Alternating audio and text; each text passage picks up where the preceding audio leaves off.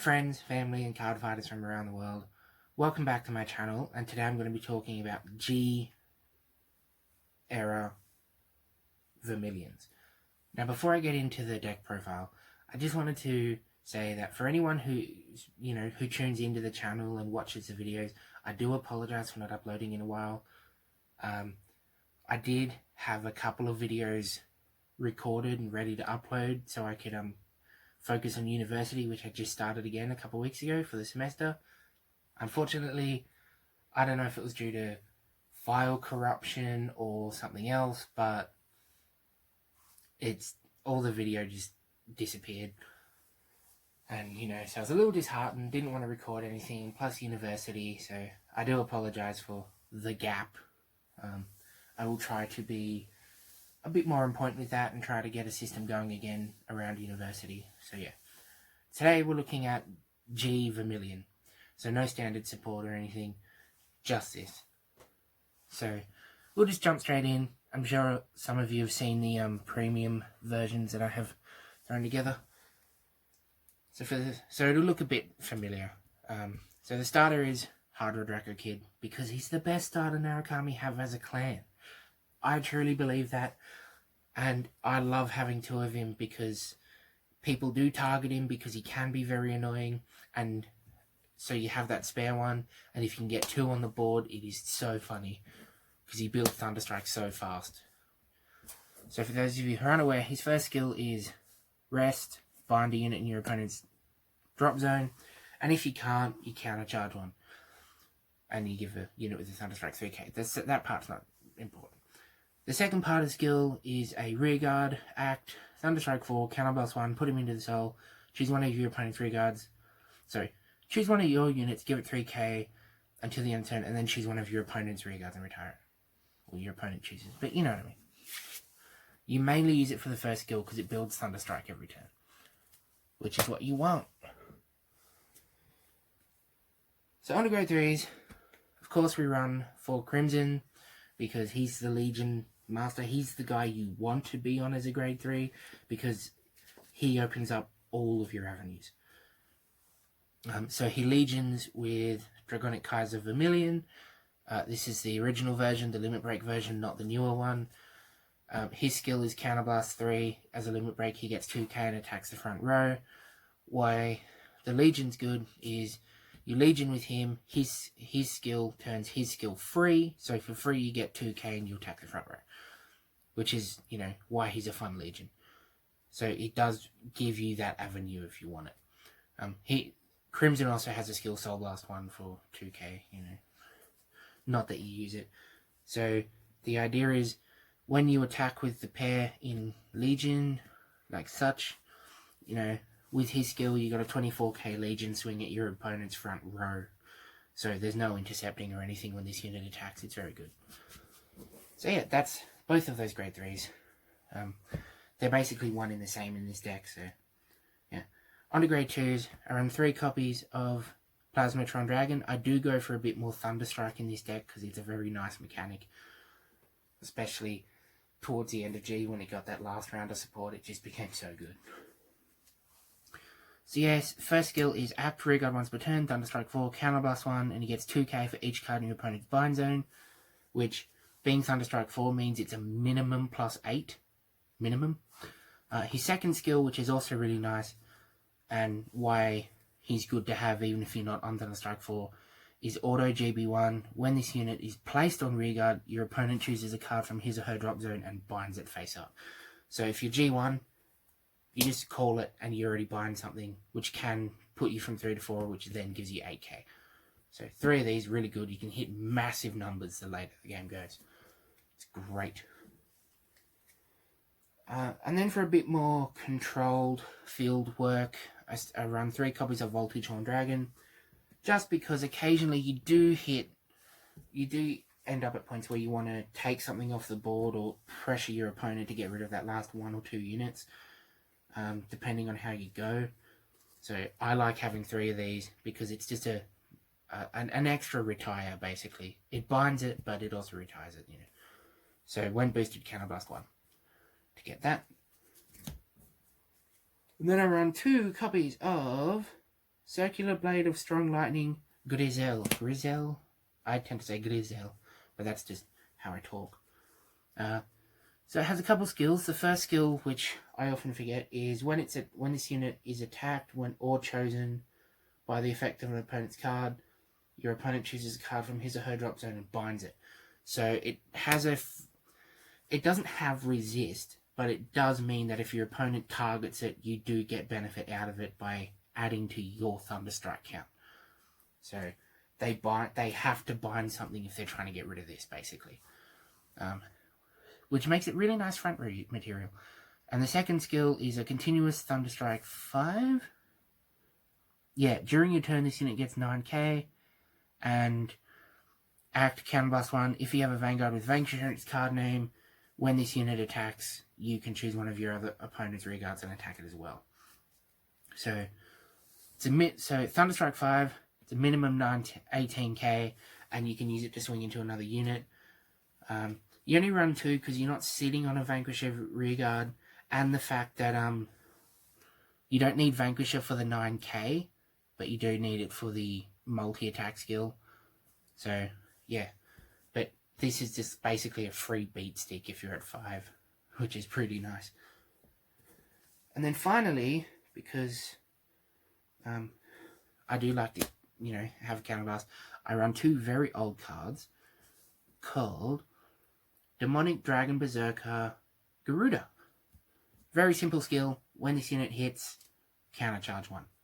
I only run 2 because I do run a couple of other countercharges in there, but I just wanted a little bit more pressure for when I'm attacking and a bit more reward countercharge engine in there just to make it a bit more consistent.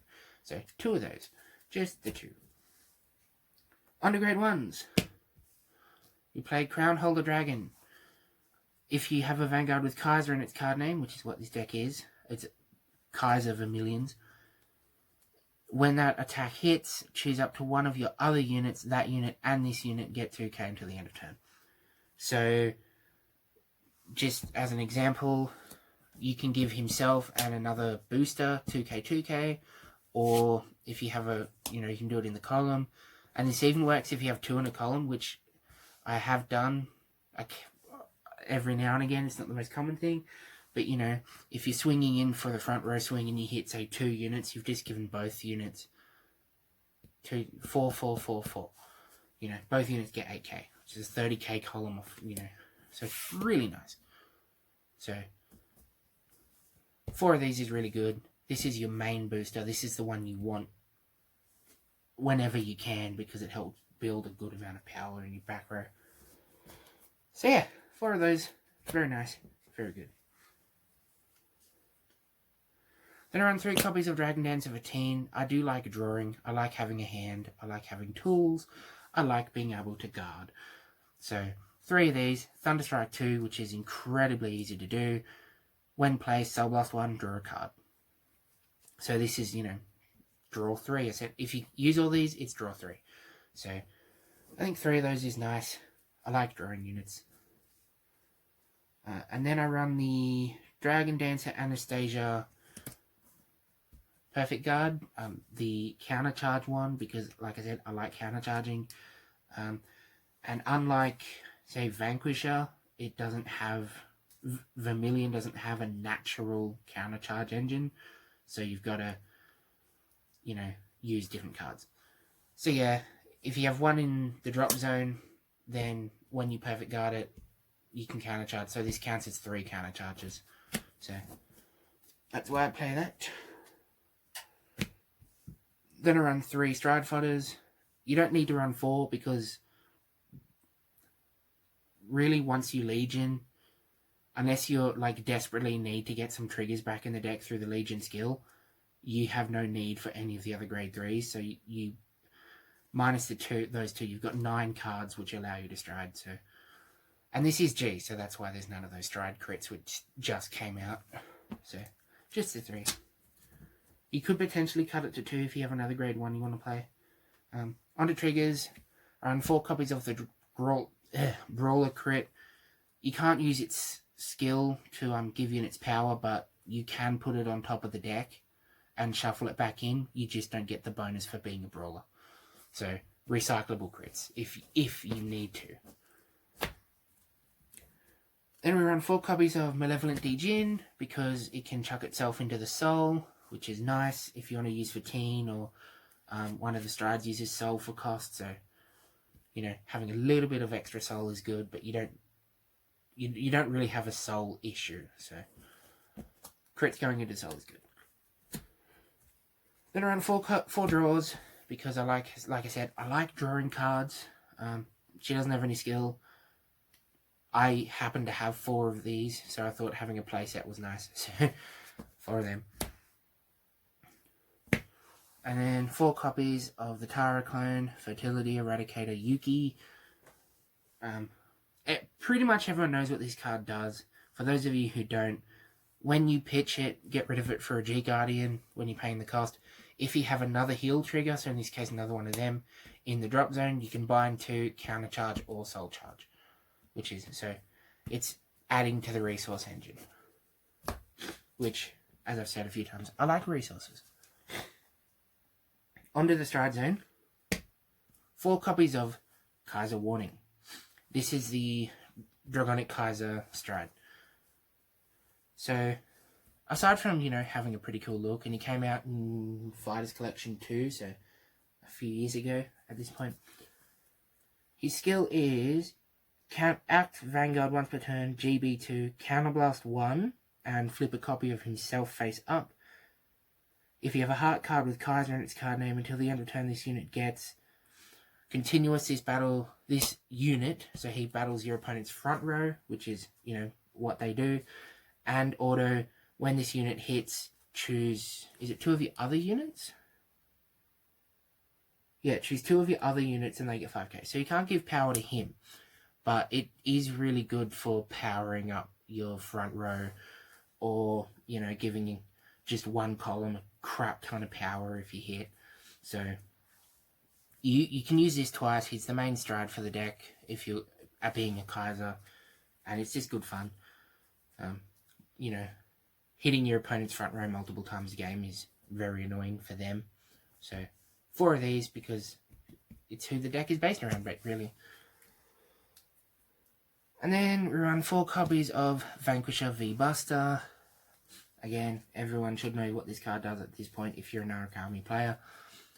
His first skill is act once, Vanguard once per turn, Soul Blast 1, flip a copy of himself, and your opponent chooses 1 card from the drop zone and the field? Huh?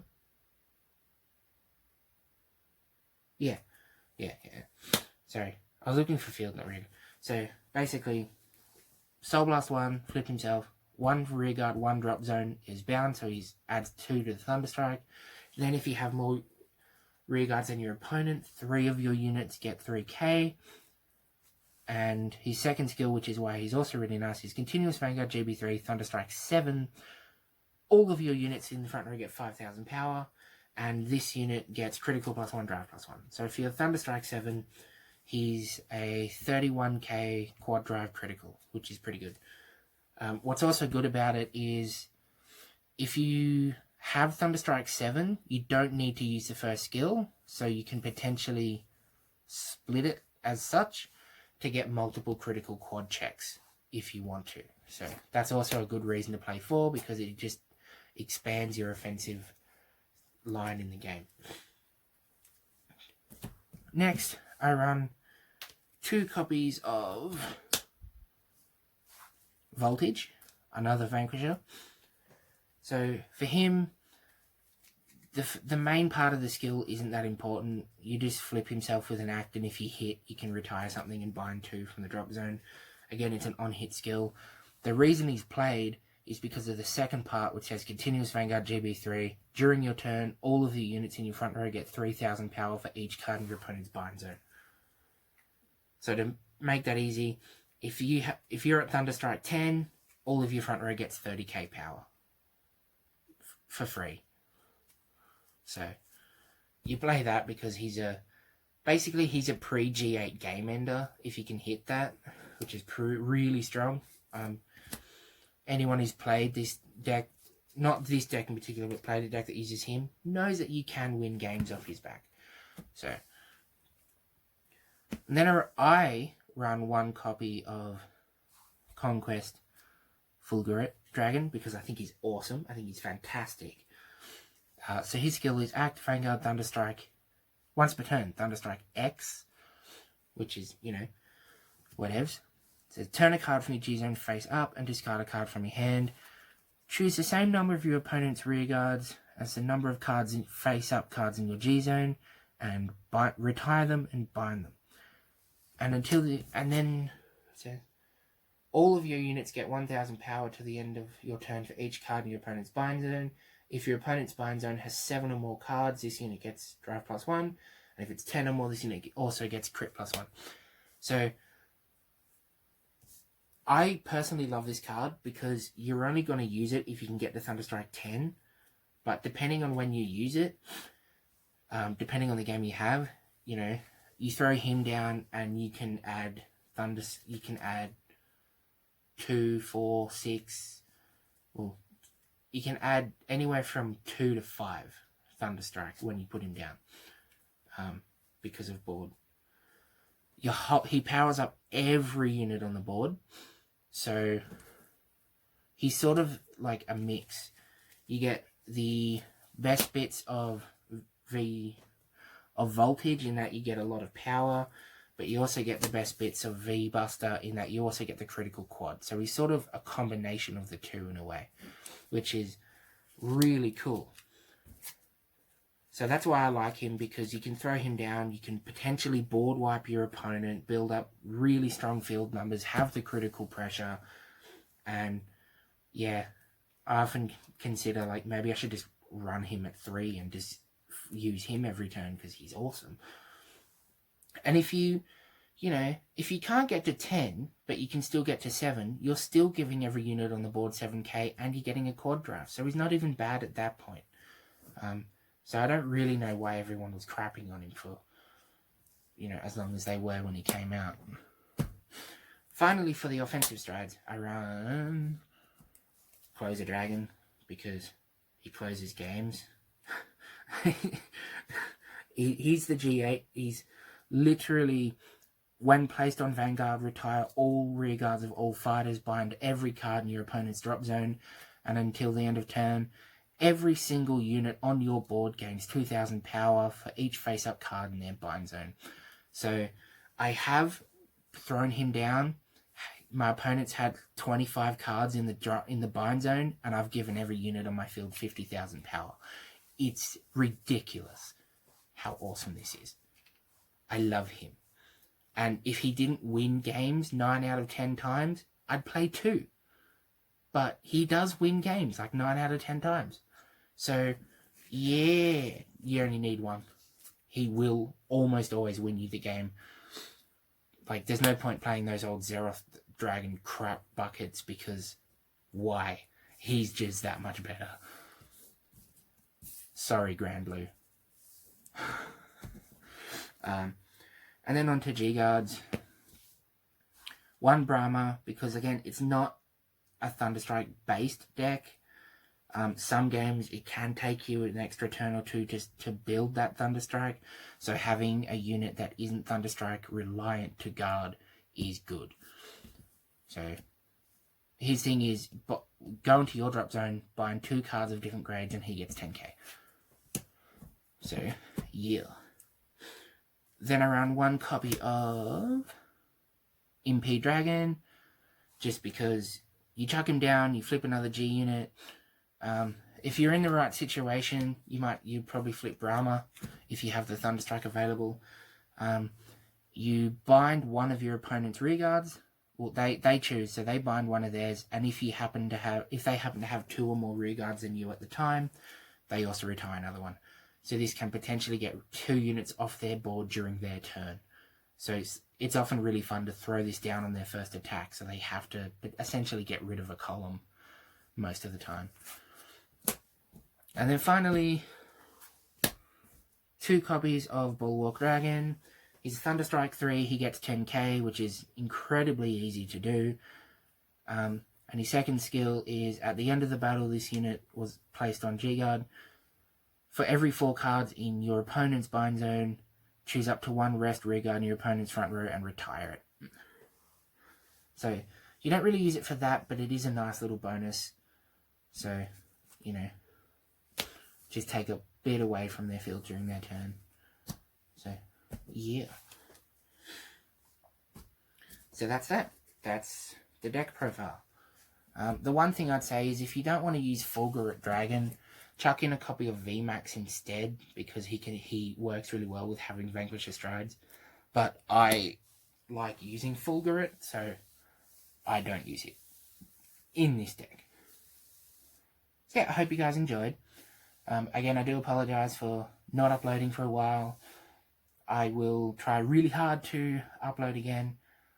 I haven't picked a deck for next week, but I will get on that and we'll upload something next week. So yeah, hope you guys enjoyed. See you next time.